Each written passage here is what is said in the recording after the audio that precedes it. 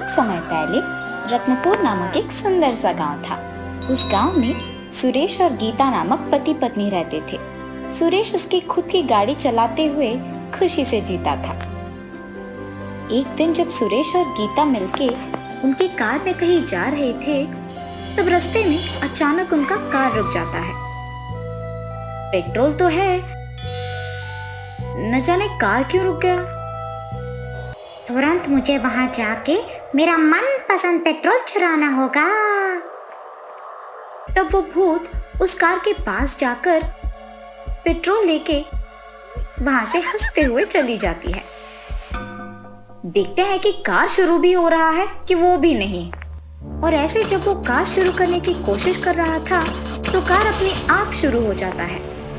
गीता, लगता है कार में पेट्रोल खत्म हो गया।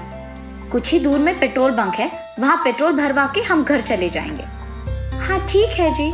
वहां से वो दोनों पेट्रोल बंक जाकर पेट्रोल भरवा के उनके घर चले जाते हैं। ऐसे वो भूत उस गांव में जाते हुए कारों को रोक के उनमें से पेट्रोल को चुरा के वहां से चली जाती थी। एक दिन जब उसी गांव का राजेश उसके कार में जा रहा था तो उसका गाड़ी अचानक बीच रास्ते में रुक जाता है। अरे, कार में तो पेट्रोल है ना, ऐसे क्यों गाड़ी रुक गई? वो कार को शुरू करने की कोशिश करता है जब वो भूत उसका पेट्रोल चुरा के चली जाती है। थोड़ी देर बाद कार अपने आप शुरू हो जाता है, लेकिन कार में पेट्रोल को कम देख वो चौंक जाता है। अरे, कार में पेट्रोल अपने आप कैसे खत्म हो गया? इस पेट्रोल के साथ तो मैं वापस घर भी नहीं जा पाऊंगा। तब वो इधर उधर देखने लगता है। कुछ दूर में एक पेट्रोल पंप दिखने पर वो कार में वहां जाता है। कार में पेट्रोल भरवा के जब वापस जा रहा था तो रास्ते में रोड के बगल में 3 लोग बात करते हुए उसे नजर आते हैं। लगता है उनमें से एक तो मेरा दोस्त सुरेश है। तब गाड़ी उसके पास रुकता है। वहां सुरेश अपने दोस्तों के साथ बात करते हुए राजेश को उसकी ओर आते देख कहता है, अरे राजेश, कैसे हो तुम? मैं ठीक हूँ यार, कहाँ से आ रहे हो? और तब राजेश उसके दोस्त को जो कुछ भी हुआ बताता है। यार, मेरे साथ भी यही हुआ था। मैं एक दिन जब कार में जा रहा था तो बीच रास्ते में मेरा कार रुक गया और थोड़ी देर बाद वो अपने आप शुरू हुआ, पर पेट्रोल तो तब तक खत्म हो चुका था। सोचने की बात तो ये है कि ऐसे बीच रास्ते में गाड़ियां क्यों रुक रही है। ऐसे सिर्फ तुम दोनों के साथ ही नहीं, बल्कि बहुत लोगों के साथ हो रहा है। सबके कार ऐसे बीच रास्ते में रुक जा रहा है और टंकी में पेट्रोल कम हो जा रहा है। मेरे दोस्त भी ये बात कर रहे थे, मैंने तब ये सब सुना। हाँ यार, मैंने भी ये सुना है। किसी को नहीं पता कि ऐसे क्यों हो रहा है। ठीक है, हम इसके बारे में बाद में बात करेंगे। ये कह के वहां से उसके घर वापस चले जाता है और पूरी रात उसी के बारे में सोचते रहता है। बीच रास्ते में ऐसी कार अचानक क्यों रुक रहा है, कैसे जान पाएंगे? इस सोच में पड़ जाता है और सो नहीं पाता है। कार का रुक जाना ही नहीं, कुछ देर बाद जब गाड़ी अपने आप शुरू हो रहा है तो पेट्रोल भी कम हो जा रहा है। शायद कोई पेट्रोल चुराने के लिए कार को ऐसे रोक रहा होगा। इसके बारे में कल मेरे दोस्त से बात करना होगा। ये फैसला करके वो सो जाता है। अगले दिन वो अपने दोस्त के पास जाता है। सुरेश, मैंने पूरी रात उसके बारे में सोचा है। जब मेरा कार वहां रुक गया तब पेट्रोल भरा हुआ था, पर जब कार अपने आप वापस शुरू हुआ तब पेट्रोल कम था। मेरा शक ये है कि कोई पेट्रोल चुराने के लिए ही ये सब कर रहा है। इसीलिए हमें जानना होगा कि कार सारे ऐसे क्यों रुक रहे हैं। हाँ ठीक है राजेश, लेकिन ये कैसे जान पाएंगे कि बीच रास्ते में कार क्यों रुक रहे हैं? हाँ, उसके लिए मेरे पास एक तरकीब है। तुम अपने कार में टंकी भर पेट्रोल भरवा के गाड़ी चलाओ, मैं भी तुम्हारे ही पीछे आऊंगा। ऐसे हम जान पाएंगे कि कौन हमारा पेट्रोल चुरा रहा है। हाँ, ये सही है। सुरेश उसके दोस्त के कहे के अनुसार ही पेट्रोल भरवा के गाड़ी चलाता है। तब अचानक गाड़ी बीच रास्ते में रुक जाता है। राजेश सुरेश के पीछा करने के कारण वो देखता है कि सुरेश की गाड़ी रुक गई है। तब वो भी उसका गाड़ी कुछ दूर में रोक के देखता है। इतने में एक भूत उस कार के पास जाकर वहां से पेट्रोल चुरा के चले जाती है। ये देख राजेश दंग रह जाता है। जब वो भूत वहां से चले जाती है तब राजेश उसके दोस्त के पास जाकर कहता है, सुरेश जल्दी से हमें यहाँ से चले जाना होगा, जल्दी। अरे क्या हुआ तुम्हें राजेश, ऐसे डरे हुए क्यों हो? मुझे अब कुछ मत पूछो, यहाँ से जल्दी निकलते हैं, चलो। तुरंत दोनों उनके अपने कार में वहां से चले जाते हैं। राजेश अब तो कहो, क्यों इतने डर गए तुम? तब राजेश उसने जो कुछ भी देखा उसके दोस्त सुरेश को बताता है। क्या? एक भूत हमारी गाड़ियों को बीच रास्ते में रोक रही है और वो भी पेट्रोल चुराने के लिए? हाँ, ये सच है। अब हमें उस पेट्रोल चुराने वाली भूत को भगाने के लिए एक तरकीब सोचना होगा। राजेश, हम उस डरावने भूत को कैसे भगा पाएंगे? मुझे पहले ही बहुत डर लग रहा है। अगर अब डरेंगे तो कुछ नहीं कर पाएंगे। कम से कम मैं अकेले उस भूत का कुछ करूंगा। राजेश, अगर तुम अकेले जाओगे तो तुम्हारे जान को खतरा हो सकता है, इसीलिए जो भी करेंगे साथ में करेंगे। तब दोनों उस भूत से छुटकारा पाने की तरकीब सोचने लगते हैं। हाँ, हमारे गांव में भूतों को भगाने वाले एक तांत्रिक है ना, उनके पास जाकर अगर हम ये सब समझाएंगे तो वो शायद कोई हल निकाल पाएंगे इसका। तब हमारी जान को भी खतरा नहीं होगा। ऐसे वो दोनों फैसला करके उस तांत्रिक के पास जाते हैं और राजेश उन्हें सब कुछ बताता है। तब वो तांत्रिक उनकी शक्ति से कुछ मंत्र पढ़ते हैं और वो भूत उनके सामने प्रकट होता है। कौन हो तुम लोग? मुझे यहाँ क्यों लाए हो? ऐसे गुस्से में बात करती है। क्या तुम्हें नहीं पता कि तुमने क्या किया? मैंने किसी को कोई हानि नहीं पहुंचाई है। मैंने सिर्फ मेरा मनपसंद पेट्रोल चुराया और तुमने मुझे फिर भी यहाँ बुलाया। ऐसे कह रही थी जब उस तांत्रिक ने उसे एक कुत्ते के रूप में बदल दिया। वो देख दोनों दोस्त उस तांत्रिक का शुक्रिया अदा करके खुशी खुशी उनके अपने घर लौटते हैं। बहुत समय पहले एक गांव में अभिराम और वेनेला नामक पति पत्नी रहते थे। अभिराम बंसी में चिकन बना के बेचता था। उसी गांव में एक भूत भी रहती थी। उस गांव में सिर्फ एक ही आदमी बंसी में चिकन बनाने के कारण सभी उसी के पास आके खरीदते थे। हमेशा उसका दुकान भीड़ित रहता था। एक दिन जब वो भूत गांव में घूम रही थी, उसे एक अच्छा सुगंध आकर्षित करता है। आहा, मांस का सुगंध है ये, परंतु कहाँ से आ रही है ये सुगंध? ऐसे चारों ओर देखती है। पास में किसी को प्लेट में चिकन रख के खाना देखती है। लगता है कि मांस का सुगंध वहीं से आ रही है। ऐसे सोचकर पास जाके देखती है। वहां एक औरत मसाला डालकर तैयार किए हुए चिकन को एक बांच में डालती है और ये वो भूत देखती है। क्या कर रही है ये औरत? मांस को पकाने के बजाय बांच में क्यों डाल रही है? ऐसे सोचते ही रहती है जब अभिराम बांच में डाले हुए चिकन को पकाने लगता है। कुछ देर बाद जब वो बांच काला बन जाता है तो उसमें डाले हुए मांस को बाहर निकाल के एक प्लेट में डालकर वहां मौजूद लोगों को परोसता है। ये सब देख वो भूत, हाँ, मांस का सुगंध तो अच्छा है, मुझे तुरंत उसे खाने का मन कर रहा है। ऐसे बोलकर जब वो आदमी प्लेट में चिकन डाल रहा था तब उसके पास जाके वो मांस खाती है। मांस को पकाने से बांस में पकाना तो और बेहतर है। ये बहुत ही स्वादिष्ट है। ऐसे सोचते हुए उस प्लेट में मौजूद सारा चिकन खा लेती है।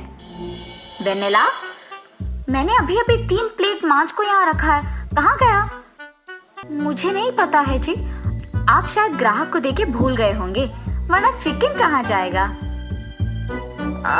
ठीक है, शायद किसी को दिया होगा मैंने। ऐसे कह के बांस में चिकन को जलाता है। मैं इसी गांव में रहकर जब चाहे तब मांस खा सकती हूँ। आज तो मेरा पेट भर गया है, अब आराम से सो जाऊंगी। ऐसे सोच के वो भूत उसके निवास के स्थान जाके सो जाती है। अगले दिन वापस उस भूत को दोपहर के समय में भूख लगने पर बांस का मांस खाने आ जाती है। मुझे बहुत भूख लग रही है, तुरंत उस बांस में मांस की दुकान को जाना ही होगा। और ऐसे उस दुकान को जाती है। उसी समय को अभिराम बांस में मांस बना के वहां रख के कहीं जाना वो भूत देखती है। इस आदमी के आने से पहले मुझे इस मांस को खा जाना होगा। ऐसे वहां उस आदमी के द्वारा रखे हुए मांस को खा जाती है। मुझे और भूख लग रहा है, न जाने ये लोग कब बनाएंगे। ऐसे मांस को बनाने का इंतजार करती है और बगल में से देखती है।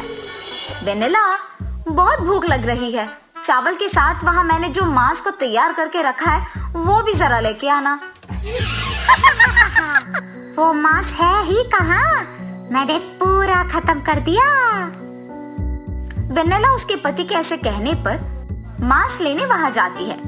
वहां मांस के बजाय खाली प्लेट देख आश्चर्यचकित हो जाती है और अपने पति के पास जाके कहती है, यहाँ मांस कहाँ है जी? सिर्फ खाली प्लेट ही तो है। खाली प्लेट? अभी तो मैंने मांस को तैयार करके वहां रखा था। मुझे क्या पता होगा जी। तो फिर मैंने जो मांस को पकाया वो कहाँ गया? अरे पता नहीं। अच्छा रुकिए, मैं फिर बना के लाती हूँ। ऐसे वो वापस मांस को पका के एक प्लेट में रख के हाथ धोने जाती है। ये सब देख के वो भूत उस औरत के आने से पहले प्लेट में मौजूद मांस खा लेती है। अब मेरा पेट भर गया, अब कल ही वापस आऊंगी। ऐसे सोच के वहां से चली जाती है। इतने में हाथ धो के आने के बाद वेनिला देखती है कि प्लेट में रखा मांस गायब हो गया है। मेरे हाथ धो के आने के समय में ही प्लेट खाली कैसे हो गया? ऐसे सोचते रहती है। ठीक है, फिर से बना के ले जाती हूँ। ऐसे फिर से मांस को पका के उसके पति के पास ले जाती है। एक प्लेट मांस बनाने के लिए इतना देर लगा तुम्हें? तब वेनिला उसे जो कुछ हुआ बताती है। यहाँ कुछ तो हो रहा है वेनिला, जो तुम्हारे साथ हुआ वैसे ही मेरे साथ भी हुआ। तब से हर रोज उसके खाने के ही समय में नहीं, बल्कि उनके दुकान चलाने के समय में भी खाना गायब होने लगा था। हर रोज हमारे दुकान चलाने के समय में भी कोई तैयार रखे मांस को गायब कर रहा है। इसके पीछे कौन है ये मुझे जानना ही होगा। ऐसे ही अगर चला तो बहुत मुश्किल हो जाएगा। ऐसे फैसला करके उस दिन बांस पे मांस बना के उसे बेच के दोपहर के समय में खाने के लिए सब तैयार रख के कहीं जाता है। वो भूत हमेशा की तरह आके उस आदमी को जाते देख, आज भी सही समय पे आई हूँ, उसके आने से पहले ही सब कुछ खाली कर देना होगा। हा हा हा हा। ऐसे सोच के उस मांस को खा जाती है। अरे वाह, ये मांस बहुत ही स्वादिष्ट है। ऐसे सोच के खाना खत्म करके वहां से चली जाती है। ये सब खिड़की के पीछे छुपे अभिराम देखता है। हाय भगवान, तो हर रोज मांस के गायब हो जाने का कारण ये भूत है। ऐसे उसने जो कुछ भी देखा जाके अपनी पत्नी से कहता है, बाप रे, हमारी दुकान में एक भूत है। वेनिला, जोर से मत बात करो। अगर किसी ने हमारी बातें सुन ली तो यहाँ आने से डर जाएंगे। उस भूत को यहाँ आने से रोकने का हल सोचो। ऐसे कह के अगले दिन उस भूत के आने के समय तक बड़े बड़े मांस के टुकड़े काट के उनमें अलग अलग तरह के तीखा मसाला डाल के उन्हें सही तरह नहीं पकाता है। ऐसे तैयार किए हुए मांस को वो प्लेट में रख के खिड़की से देखते रहता है। इस बात से अनजान वो भूत बहुत भूख लगने के कारण प्लेट में रखे मांस को खा जाती है। ज्यादा मसाला लगा के बड़े बड़े टुकड़ों से तैयार किए हुए मांस खाने पर उसे पाचन नहीं होता है और तीखा के वजह से उसका मुंह जल जाता है और पेट में बहुत दर्द आता है। डर के मारे वो भूत वहां से चली जाती है और लौट के कभी नहीं आती है। उस भूत का लौट के ना आने पर पति पत्नी दोनों मिलके बहुत स्वादिष्ट बांस में मांस बनाते हुए उसे बेचते हुए बहुत खुशी से जीते हैं। एक लंबे समय पहले एक गांव में प्रणीत, कमल, शरद और लोकेश नामक दोस्त रहते थे। वो चारों दोस्त लकड़ी काट के उसे बेच के आए हुए पैसों से उनका जीवन चलाते थे। एक दिन वो चारों दोस्त मिलके हमेशा की तरह लकड़ी काटने निकलते हैं। जंगल में जब वो काम कर रहे थे, लोकेश के थक जाने के कारण उसे ऐसे लगता है कि उसे चक्कर आ रहा है। प्रणीत, बहुत देर से लकड़ी काटने की वजह से मुझे चक्कर आ रहा है। मैं थोड़ी देर पेड़ के नीचे बैठ के आराम कर लेता हूँ। ठीक है लोकेश, ऐसे कह के वो एक पेड़ के नीचे बैठ जाता है। बहुत कमजोर लगने के कारण वो खाने के लिए इधर उधर देखता है और उसे दूर में चमकते हुए कुछ नजर आता है। दूर में कुछ चमकते हुए नजर आ रहा है। क्या होगा वो? प्रणीत, कमल, शरद, इधर आओ सब। उसके ऐसे जोर से बुलाने पर तुरंत वो तीनों दोस्त उसके पास जाते हैं। क्या हुआ? सबको क्यों बुलाया तुमने? उधर देखो, कुछ चमकते हुए नजर आ रहा है ना? हाँ, क्या हो सकता है वो? चलो चलो जाकर देखते हैं। ये फैसला करके चारों दोस्त मिलके उस चमकते हुए चीज के पास जाने लगते हैं। पेड़ों के बीच में वो एक चमकता हुआ अंडे जैसा दिख रहा था और वो बहुत ही आकर्षणीय था। उसे देख सभी आश्चर्यचकित रह जाते हैं। इतने बड़े अंडे को मैंने अब तक नहीं देखा। दिखने में तो ये सोने का अंडा लग रहा है। हाँ, ये सोने का ही अंडा है। इसे लेकर अगर बेचेंगे तो बहुत पैसे मिलेंगे। हाँ हाँ, सही है, उन पैसों से हम आराम से जी सकेंगे। हाँ, सबसे पहले हम इस सोने के अंडे को ध्यान से उठा के ले जाते हैं। ठीक है लोकेश। ऐसे कहने पर लोकेश उस अंडे को उठाने की कोशिश करता है। बाप रे, ये दिखने में ही नहीं बल्कि वजन में भी भारी है। इसे मैं अकेले नहीं उठा सकता। हम साथ में उठाएंगे। हम तीनों इस अंडे को उठा के तुम्हारे सिर पर रखेंगे, तब तुम इसे उठा पाओगे। और अगर रास्ते में तुम्हें ये भारी लगा तो हम मदद करेंगे। ऐसे फैसला करके तीनों दोस्त मिलके अंडे को उठा के लोकेश के सिर पर रखते हैं। बीच रास्ते में कमल भी उसे उठाता है और ऐसे सारे दोस्त एक के बाद एक उसे उठा के लेके जाते हैं। आज घर पहुंचने में बहुत देर लग गया, इसीलिए इस सोने के अंडे को अब हम में से किसी एक के घर में ही रखेंगे और कल सुबह इसे सोने की दुकान ले जाएंगे। हाँ, सही है, तुम्हारे कहे के प्रकार ही करेंगे। आज रात के लिए इसे मेरे घर में रखेंगे। ठीक है लोकेश।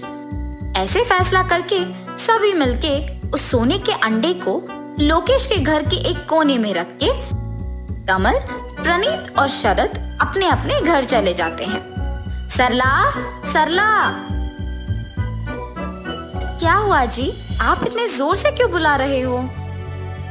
कल से हमको इस घर में रहने की कोई जरूरत नहीं है। एक बड़ा घर लेंगे।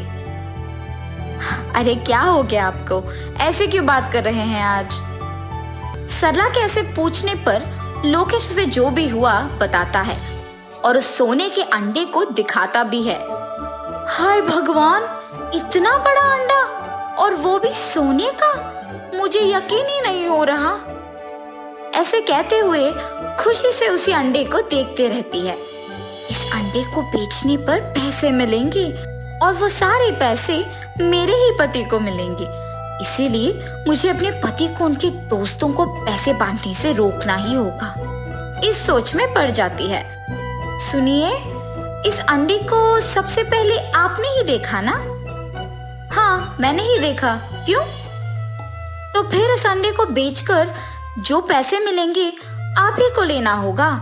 लेकिन आप तो अपने दोस्तों से बांटने को तैयार है। एक बार सोचिए तो सही, बांटने से हमें कम पैसे मिलेंगे। और लोकेश उसकी पत्नी की बातें सुनकर सोच में पड़ जाता है। हाँ, तुम सही कह रही हो सरला। इस सोने के अंडे को सबसे पहले मैंने ही देखा, तो इसके पैसे भी मुझे ही मिलने चाहिए। कल सुबह उठ के मैं अपने दोस्तों से ये बात कहूंगा। ऐसे कह के सोने जाता है। अगली सुबह तीनों दोस्त मिलकर लोकेश के घर जाते हैं। आओ आओ सभी, इसे बेचने के लिए तुम्हारा ही इंतजार कर रहा था मैं। ठीक है तो चलो फिर। जब चारों मिलकर उस अंडे को उठाने की कोशिश करते हैं, अचानक उस अंडे का ऊपर वाला भाग फोड़ के एक भूत उससे बाहर निकलता है। ये देख सभी दंग रह जाते हैं। बाप रे, भूत भूत ऐसे जोर से चिल्लाते हैं और देखते देखते ही वो भूत वहां से उड़ते हुए चली जाती है। वो भूत उड़ते हुए कहाँ गया? अब वो भूत गया तो गया, उसके बारे में सोच के क्या फायदा अब। हाँ यार, अब इसके बारे में नहीं सोचेंगे हम। ये फैसला करके वहां से सभी चले जाते हैं। उसी रात को जब सभी सो रहे थे, कुछ अजीब आवाजें और दुख भरी चीखें सुनाई देने पर डर के मारे सभी जाग उठते हैं और बाहर आके देखने लगते हैं कि आवाजें कहाँ से आ रही हैं। एक आदमी ऐसे ढूंढते हुए उस भूत के पास जाता है और उस भयानक भूत को देखते ही बेहोश होकर नीचे गिर जाता है। और ये सब लोकेश देखता है। वो बात वो उसके दोस्तों से कहता है और उनको वो भूत दिखाता है। अब हम इस बात को किसी से नहीं कहेंगे, ये हमारे ही बीच रहना चाहिए। अगर किसी को ये बात पता चला तो बहुत खतरा होगा। हाँ हाँ सही है। ऐसे वो चारों दोस्त फैसला करके वहां से चले जाते हैं और कुछ देर बाद आवाजों की दिशा ना समझ आने पर सारे गांव वाले भी अंदर चले जाते हैं। उस रात से हर रात को सबके सो जाने के बाद वही अजीब और रोते हुए आवाजें आती थी और डर से लोग बाहर निकलना भी बंद कर देते हैं। और ऐसे बहुत दिन गुजर जाते हैं। अरे गांव वाले सारे जिन आवाजों को सुनकर डर रहे हैं वो एक भूत के कारण है कि सिर्फ हम चारों को पता है, लेकिन किसी को कोई ना हानि होने से पहले ही इसका कोई हल ढूंढना चाहिए। हाँ यार, सही कह रहे हो तुम। और ऐसे वो चारों सोच में पड़ जाते हैं। हाँ, हमारे पड़ोस के गांव में तांत्रिक शक्ति से हर मुसीबत का हल ढूंढने वाले एक साधु है ना। हम अगर उनके पास जाकर ये सब समझाएंगे तो शायद इस मुसीबत का भी कोई हल ढूंढ पाएंगे। और ऐसे उनके दोस्त के कहे के प्रकार ही वो सब मिलके उस साधु के पास जाकर उन्हें सब कुछ समझाते हैं। वो साधु भी उनकी बात सुनकर उनकी तांत्रिक शक्ति से मंत्र पढ़ के उस भूत को उनके पास बुलाते हैं और वो भूत उनके सामने प्रकट होती है। तुम तो एक राजकुमार हो ना, ऐसे भूत क्यों बने? हाँ, मैं एक राजकुमार हूँ। मेरा जंगल में जानवरों का शिकार करना एक साधु को पसंद नहीं आया और इसीलिए उन्होंने मुझे ऐसे एक भयानक भूत के रूप में बदलकर एक बड़े सोने के अंडे में कैद कर दिया। तुम भूत नहीं हो ना, तो फिर क्यों हमें ये बात बताए बिना चुपचाप बस उड़ गए वहां से? मुझे देख तुम सब चिल्लाने लगे, इसीलिए मैं वहां से उड़ गया। तब से मुझे पता नहीं चल रहा था कि मैं क्या करूं और किसको मेरी दुख भरी दास्तां कहूं और किसको मेरी ये दुख भरी दास्तां सुनाऊं, इसलिए मैं रोता रहा। ये सुनने के बाद वो साधु उनके तांत्रिक शक्ति से राजकुमार को श्राप से मुक्त करते हैं और वो भूत वापस राजकुमार बन जाता है। उस साधु के कारण राजकुमार को उसका पुराना रूप मिलने पर वो बहुत खुश होता है और उस साधु का शुक्रिया अदा करके खुशी से वहां से चले जाता है। वो चारों दोस्त भी इसी बात का साधु से शुक्रिया अदा करके वहां से चले जाते हैं। मुझे माफ करो दोस्तों, तुम लोगों ने मेरी मदद की है, इसीलिए मैं अब खुश हूँ।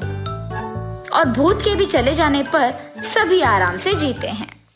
एक लंबे समय पहले एक गांव में विघ्नेश और सुमित्रा नामक पति पत्नी रहते थे।